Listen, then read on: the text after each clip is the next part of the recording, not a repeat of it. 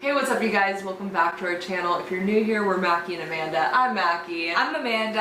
And we're the Spooky Boos. We've done a video pretty similar to this, and I feel like we've done enough videos that we've covered a lot of this story just by dealing with situations where bits and pieces of it would come into play. And by that, I mean my childhood and the home that I grew up in, and basically the entity that tormented me and made me the medium that I am today. Like, it's a weird thing to say.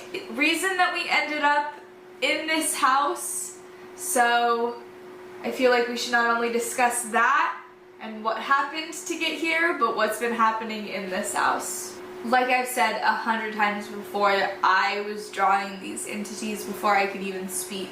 So my family, even though they didn't know what I was drawing, they were dealing with what was going on in my abilities before I was even able to verbalize what they were. But not only like my family, there's other people in my life. We didn't tell most people just because the church told us the less you talk about it, the better. That speaking about it gives it strength, so don't talk about it. Yeah. It was a really bad thing in my life. So we didn't want it to be a main focus. My brother was 2 years older than me, only like, ooh, just saw something super tall flash white go through. Not even the kitten, weird.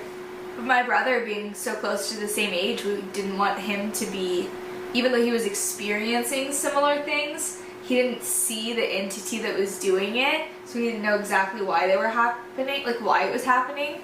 So while my parents were dealing with one child who was seeing and being tormented by a demonic entity, they were also trying to protect their other young child from understanding what was going on and why. Like, imagine trying to sneak the church out in between like your children's sports schedules. Like, that's what my parents were juggling with when I was growing up. Let's just start at the beginning. What's the first thing you remember being told about how you acted with this thing around in the house? Or I guess did it start like from when you were born? Yeah, like I there's not a moment in my head that I remember not seeing things. And in the beginning, and by the beginning I mean from ages when I can remember to age 12 when I moved out of that home, the only thing that I really saw was bad. And the one thing. It was that one thing, and it actually, and I not only saw it, but like it spoke to me, like just like you're speaking to me now. It had a name. It called itself Jay. And I don't believe that was its real name, but this because they say now, like I've done research since moving out, you know, and I'm 22 now. Yeah. They say that these demonic entities, knowing their name gives you power over them, so they'll give you false names. So it makes sense that this demonic entity would give a 3-year-old, 3-year-old, whatever, however old I was when I was old enough to understand and have it speak to me, that be its name. But I remember that. When you say that it like was speaking to you, I know a lot of people ask this question too, but was it like vocal like I am right now, or was it like a voice you were hearing in your head, or can you even tell? It was like, it was almost different because it sounded different than like me hearing it with my actual ears. Like it's different than like you being right next to me and me hearing it super loud. But it was almost like, you know, when you're editing and you put on earmuffs and you kind of hear it through your ears like this. I think it was more similar to that, but I didn't have to speak to this thing out loud. Like, it didn't have to be a verbal conversation. Like when I was like, you need to go, you need to leave, and it would yell horrible things at me. It wasn't like I was hearing that just out loud, like it was both. So it didn't really make a difference. I didn't have to speak out loud to it. I could speak out loud or in my head, which is interesting to me because I've talked to other Christians about this. I was raised in the Christian church and like still that's predominantly what I believe, but it talks about in the Bible that nobody, like no spirits, nothing else, the devil, only God can hear your thoughts. So like all of like your prayers, all that kind of stuff is like between you and God. Yeah. And that's why you should pray out loud in front for these demonic entities. But for me, I never had to speak to it out loud, and even to this day, I don't. But That's so weird. like even the Bible says that demons can't like read your mind. So then that just brings up the question of why was it able to read your mind? I don't think that we have it all right. Did you hear that? Oh, it was the cat's hiss. It was the cat's hiss. It's a cat. I don't think that the Bible is all right. I think that the majority of it is. And like that's what I believe still, especially speaking to spirits and seeing what it's like. I don't ask about heaven, hell, religion, or anything like that because I believe it's called faith for a reason and I want to have that. Knowing what I know now after speaking to so many people, spirits, whatever you want to call them, there's a lot that rings true, but there's a lot where I'm like, that doesn't make sense, or that's not right, and I've seen different things in the spirit world. I've even had like one thing in particular is reincarnation, you know? Yeah. The Bible doesn't talk about reincarnation. It talks about once you die, like your soul is dead pretty much until you reincarnate with everybody else, the second coming, yada yada yada. But I've had a spirit tell me before like it wasn't the worst way I've died. And so many other things that have made me believe that we do reincarnate until we learn as many lessons and become as holy as possible. But you know what I mean, that's just my belief. Yeah. So yeah, that was kind of like my start. And I don't know if you even want to talk about this, but I don't know if you've ever even described it, but like what he looked like. to be honest, like this might be disappointing to some of you, it wasn't like you think about the movies, horror movies like The Nun, or movies where there were like sharp, pointy fingers and scary faces, or like The Ring where her hair is in front of her face. Like it was never like that. Like it was always, what was so scary about this entity was the energy that it put off and the way that it made me feel and the fear that it like instilled in me, especially as a child. I remember one time in particular though, my mom was just at her wit's end, and I don't want to say this was before I was, gosh, I don't want to say this was before she like really believed me, because I think that if she, I don't know, I think that if she believed me at this point, because she had a hard time with it for a long time. She didn't know if I really was seeing these things I was describing or if I was, you know, maybe crazy or making it up. But she left me in the car with this thing because I was seeing it and I was so afraid to get out of the car, and she was like, I just can't do this anymore. So she shut the Chrysler door and went inside. But I was so scared that and it had glowing red eyes. It was standing in our garage door, but like, you know how garage doors have those mirrors at the very top? Yeah. So imagine how tall that is. So me, as I don't even know how old I was, I feel like I was 8, so I feel like if we had been having the church out like we did now, maybe she was just trying to get me to get over it, like the to grow up basically. But yeah, for like, sorry to disappoint for the most part, it looked like the shadow of a person, and the thing that was most scary about it was the things that it said, the way that it made me feel, the energy that it put off. I mean, the things that it did, the throwing things at me, the scratch marks, the everything like that. So it tormented me in different ways, you know, not just physical the way it looked. What would it say to you? Honestly, a lot of stuff that we probably can't put on YouTube. But I can tell you, we can blurb as much as you just... Okay. It would tell me to kill myself. It would tell me that my parents hated me. It would tell me that my parents thought that I should kill myself. It would tell me that God hated me. It would tell me that if I got in the car, I was going to die in a car accident. It would tell me literally at any like bad thought that you could have as a child, including seeing this demon, this thing would say to me. Did you believe it at the time?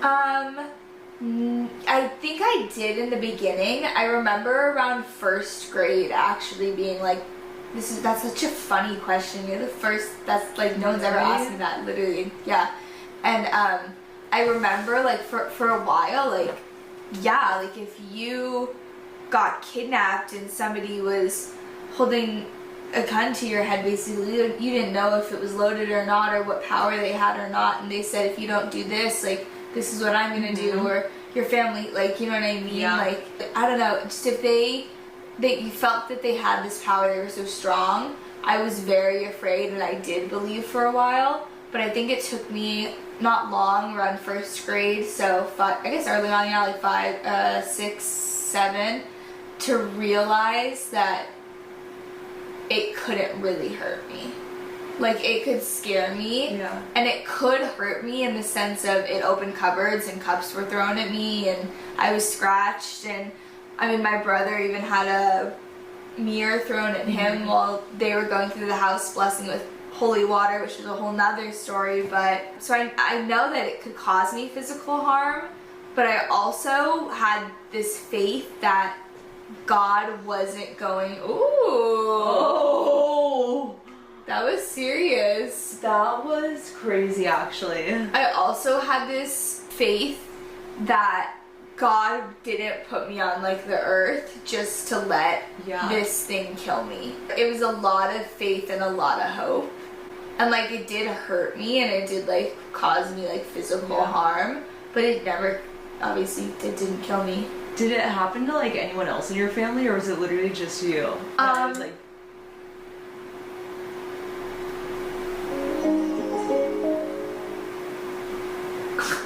That's something that used to happen in my house all the time. the fucking TV's on. That's something that used to happen at my house all the time. I'm restarting the camera. Okay. Wait, I'm videoing. Okay, go ahead. Go ahead. I almost just fell down. That's something that used to happen at my house. You have no. What the f? Sorry. Okay. Amanda. Bobby, watch out. That was crazy.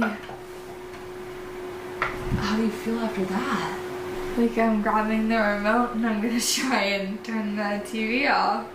I'm in shock.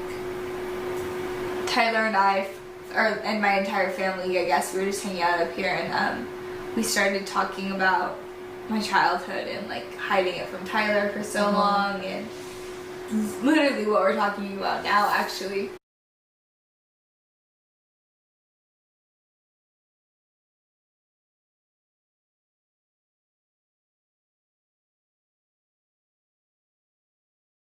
So I guess I'll just say really fast.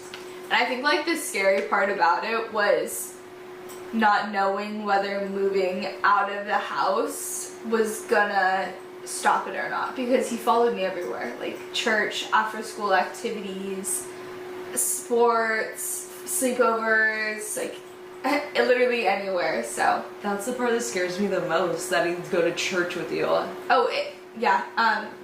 My grandfather's funeral, It doesn't even make sense to me. he had no boundaries. I mean, holy water didn't help, prayer, and not to say that these things don't help other people, they just didn't help me in my case.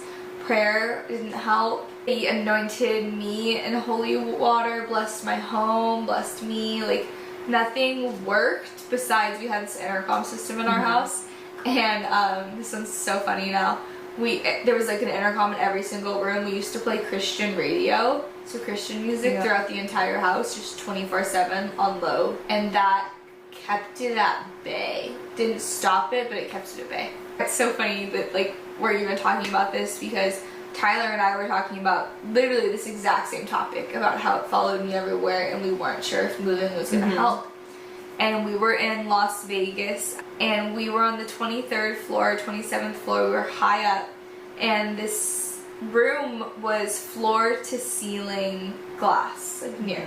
Because I remember Tyler and I like throwing ourselves at it, like being like, okay, like, well, that's like, you know, super bad, right? And my mom yelling like, don't do that, whatever. And all of a sudden, I don't know how long like of a time it was between, but you just kind of hear like louder than that, like I can't even tell you how loud. And we're like, what the what's that? You know, and we're looking around, and we finally find the cause of the noise. And on the outside of the glass, because you know how thick this glass was, so obviously we're hurling our bodies at it. On the outside of the glass was a face print, as if somebody had pressed their face up against the glass, and a handprint. What the fuck? So this thing terrorized and like just like, what a creative way, you know, like when I look back at it, you know what I mean? And yeah, this thing terrorized me for years until we moved out of the home when I was 12 years old. So you didn't even really know you were a medium until you left that house and realized that you weren't just able to see him. No. I thought that I didn't realize that this was a gift until I was like 12 or 13 years old. I thought that I had literally been cursed. Mm-hmm. I used to pray and sob and just like ask God kind of why me, you know, why do I see the things I do? Why are you punishing me this way? And it took moving out of that house and not seeing that one spirit anymore and being able to bring peace to people in God's name to realize I've been blessed with something really good, something really special. But yeah, I had no idea that other things were out there besides that negative entity. And I had seen Jay, I had seen that little girl, and I had seen an angel one time. But the angel I knew was like something I'd never seen again. Like when I saw that, I was like, that's a one maybe twice, but that's a once in a lifetime experience. So yeah, I didn't even know what a medium was really until I didn't have a lot of cable, but like eventually ended up learning about Teresa Caputo and Lana Medium. And I think she was the one that I knew the like most about, like loved her hair and stuff. So I quickly learned after moving out of the house and seeing spirits. I was like, oh my god, like there are other people out there that are like me, and I guess I just had a really, really rough start. But so here's the question: you guys moved out of the house, came up here. Yeah. Have you ever seen Jay since then? Fled that house when I was 12 years old. We finally found renters. It did not take long. My friends lived here. And we're in military family. We're moving to Virginia. We got the house, moved out very quickly, and we didn't know that it was gonna stop. But I remember pulling in. If you can, I wonder if we can post a picture, but so you guys can envision my driveway is very long and it's very dark where I live. There are no street lights. So you're pulling into a pitch black driveway and there's the house and you can kind of see into the living room and the garage area, but the front yard is just covered with like you could hug them, you know what I mean? Super thin oak trees, and there's got to be 20 to 30 of them. Standing amongst those oak trees was Jay.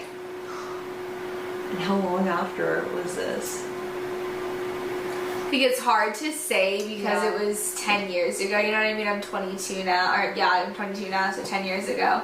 But it was within even more within a year of moving out. I'd say within 6 months of moving out, I saw him again because I had such a fear that like, oh my god, he's back. And that's when we saged the house, and we had that horrible, crazy, the first time we saged the house and had a crazy experience. That was here? Or I didn't know that. Yeah, every single time we've saged and bad things have happened has been here. I had no idea. I'm sure we saged at the old house, but house. No, I always assumed it was at your old house that the sage incident happened. No, it was actually down at my parents' house. Both times. Oh my gosh. That's crazy. So that was like 10 years ago. The very first time, when I saw him, was 10 years ago, and then when I had the crazy stage incident, I would say like 10 years ago. And what about since then? One other time. Okay, you actually told me. I was gonna say this one you know about. That's why I was like, that's why I saw it. I was like, this one I feel like I told you. But you didn't tell me this until like 3 months after it happened. Wow. Honestly, I don't know whether it f***ed me up or it brought me closure. Like, which I know is a weird thing to say. Like, how can you not like it's one or the other. Like, like either it made you feel better or it made you feel worse. Like, I wish I could tell you that it made me feel a certain way, but it just left me. I'm just gonna explain what happened.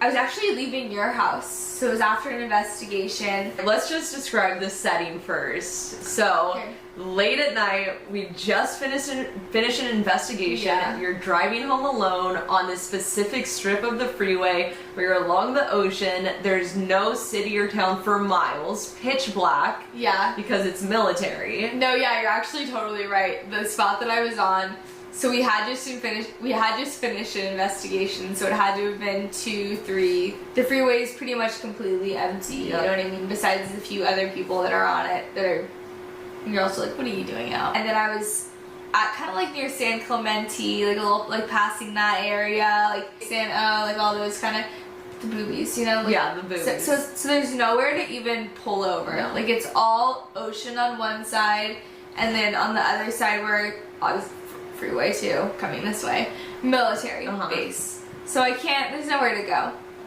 And I'm driving along, and I remember I was listening to a podcast, and you know that feeling that you get where all of a sudden you're like, someone's in the car. Yeah, like terrified. Yeah, so the majority of the time that it happens, the thing is in the back seat.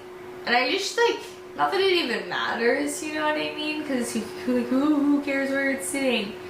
But like this time, I felt it, and I immediately like, just like, you know when you get like the childhood, like they smell from childhood or whatever, and you're like, oh my god, that smells exactly like this cereal that I had when I was a kid, or this like place that I used to go when I was a kid. Like this feeling that I got in my gut that you get when there's something there was exactly the same one that I had when I was a kid living in that house. And like the fact that it was also in the front seat, coupled with me feeling like I did when I was a kid, I immediately knew exactly who was sitting like next to me in my car.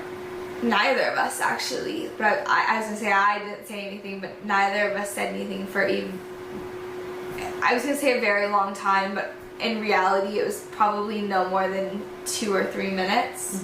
And it kind of started with, do you remember how you asked what did it used to say? Yeah. And I described how it used to say just all these threats and things like that. So imagine like driving along, just all your experiencing when I was young, getting things thrown at me. Like I know that they can physically touch things. I've been physically touched. I've been physically hurt. I know that things can physically grab your steering wheel. That was something that it was choosing to like use to, like a tactic it was choosing to try and use to scare me, you know what I mean? But it just, everything that it did when I was young, it like tried that again, you know what I mean? Yeah, I wonder, like, do you have any idea why it came back? It was honestly just like, again, more to scare me and make me feel like a certain type of way. Did he say anything, or did you say anything, or? So like before, like I said, before that it was quiet first. Did you see the kitten? Yeah.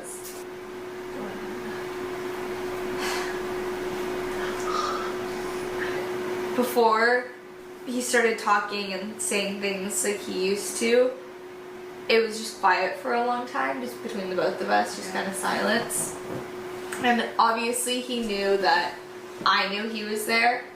And then once he started speaking and saying these things and using his energy to try and scare me, of course I knew, we both knew I knew he was there. And I just remember as he kept going and going and going, I stopped and I was like, why waste the energy, like if on somebody, why waste the energy if you're not scaring me? Like I don't remember the exact words, but that was the basic gist, you know what I mean? Because like, he was just sitting there in the seat next to you. But he was he was trying to scare me. He was doing all the exact same things he did when I was 0 to 12. You know what I mean? That worked so well. That absolutely terrified me. Like my mom used to say, how tough is he that he has to be picking on a 12-year-old? How tough is he that he has to be picking on an 8-year-old, you know? Trying to make me feel like better about this demon that was torturing me. And this was the first time in my life that I was like, I'm 21. Like, why are you wasting your energy? And I said this to him. Like, I didn't just think it, like, why are you wasting your energy on trying to scare me. What, do you not have anything better to do? Basically. And his response was, it doesn't take a lot of energy. Which really left me thinking, is it because, like if we were in the car together, would you'd definitely be feeling him, but like, would it be as easy for you to feel him as it is for me to see him? Like the same amount of energy that he's putting out, that's making you feel him, I'm seeing and able to communicate with him.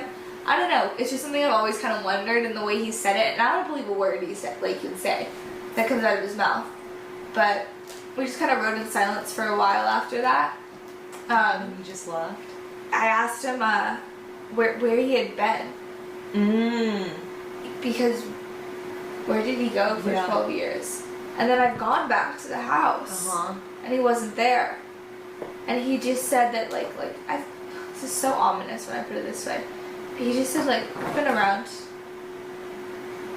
I don't like that. And I just stopped asking questions, because I figured, why believe anything that this thing would say anyways?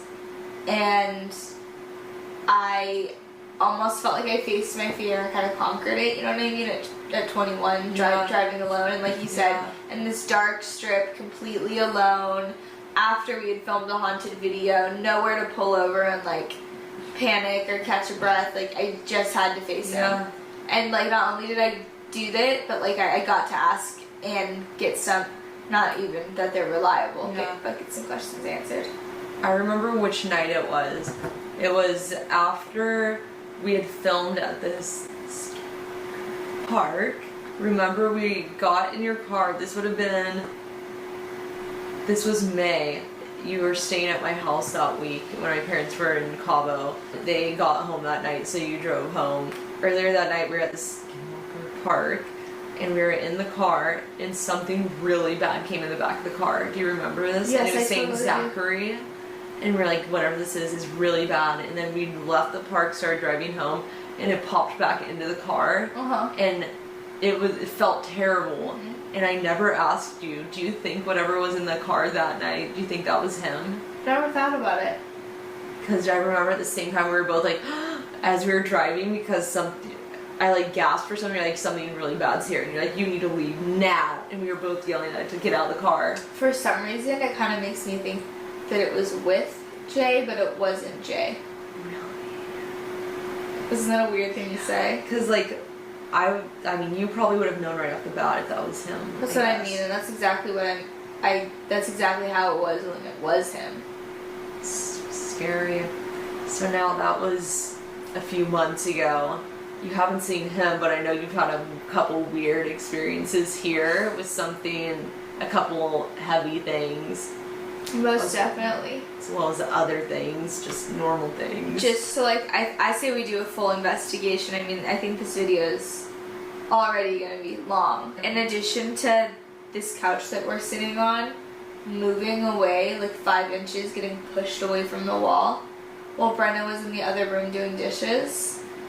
At one point I was in that back room in the bedroom, and he was, or opposite, he was in that back bedroom and I was doing dishes or putting dishes away, and the TV turned on. The really freaky one is what happened to our knives. So not even just I don't know, the couch getting pushed away is weird. The way our knife block is, it's under a little cabinet, so you can't pull out the back knife unless you actually tip the entire knife block out. And we heard a clang. The next morning we got up and couldn't find anything. We looked, nothing was out of place. The next morning we finally came out and really were looking, and the back knife that would have to be tipped was on the floor. That's scary. That one really got to me too. The other one, we've already talked about this in a whole separate video. So if you want to hear this full story, because it's crazy, the one where that thing stuck its hand through the window right here. Yes. What video? Do you know the name? This was a few weeks ago. It was our shared psychic experience. We'll have it linked in the description below, but that was, you hated it. You thought it was one, and it was definitely a gnarly, that figure sticking its hand and this demonic thing coming into my house was like a no-no for me too. But that shared, what would you even call it? Psychic experience that we have such different feelings on it. While it scared you, I was so excited about it. So, but there's just some questions I feel like we need to get answered. Yeah, no, definitely. One more thing that's happening. This one kind of is a little more personal, but one I wanted to end on. So when I first moved into this house, it was an absolute wreck. It was like a little, my brother and his college friend was living here, you know. They were just doing whatever they wanted, having little parties, and so like ripped out the carpet, completely like redid this entire place. But I have a friend whose dad passed away, and just this story, like he really, I didn't know that he had passed away, and we were sitting in his living room, and from this living room you could see the bedroom, and you could see the bed, and I was like, do you know the history of the house? Like just making small talk, you know. Yeah, he does. Do you know if anyone died here? And he said, yeah, actually my dad died on that table right there, on that table, on that bed right there. And I was like, oh, and he goes, why do you ask? And so at that point I'm backed into a corner. Yep. So I tell him, and his father had a message, but he wasn't ready to hear it. And I've said it before, like, work for the living, you know what I mean? Yeah. Like, I'm here to help and bring peace to those that are still here, not to those that haven't. So since he didn't want to hear it, I didn't share. I kept it to myself, just between me and his dad. I think much like, you know how I kind of say, like, once you will die, like, they let go of everything that was bad in their personality, and how sometimes they say that they didn't. Let's just say he was beyond persistent.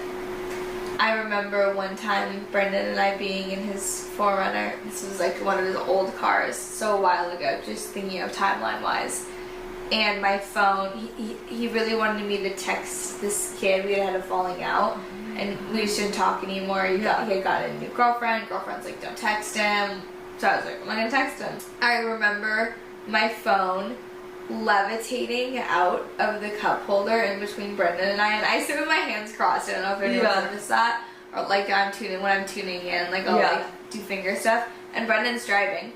My phone levitates out of the cup holder and gets thrown onto the ground by my feet. And Brendan was like, what the fuck just happened? That happened on multiple occasions, and then the worst of it, I didn't even remember that Tyler was here for this, but like I said, how I talked to Tyler recently about some stuff, Tyler was sleeping in this back bedroom, and I was sleeping in, obviously, my bedroom. Yeah. And he was still, so text, and I was like, he really is not comfortable with me, like it's no, I'm not going to. And I said, how about I make you a deal? I asked, and Tyler was friends with him too, I asked Tyler if he is willing to hear this message from his dad, and if he says no, you leave me alone. Because the night before this, he had taken an entire shelf. He had taken an entire shelf from in my laundry room and pulled it out and down, and it was covered in spaghetti sauce. Like I had one with pasta, one with my cleaning supplies, one with my tonic water, whatever. All the pasta sauce he had pulled off, it was everywhere. So we spent hours cleaning it off. We even maybe repainted part of the area, but really did a good job cleaning all of this pasta sauce off. The reason I go into detail of this story, the stains are back. How? I want to find out what's going on in this house. So, I hate to say it, but I feel like everything ramped up in November, when we got sick, or I've been dealing with health stuff. It just makes me think if negative things or can feed off of that. Yeah, I think that they can cause it more so than they can feed off of it, if that makes sense. Yeah. That's need to find out. Other than that, investigation on this place. Alright, I'm ready. Okay. Alright,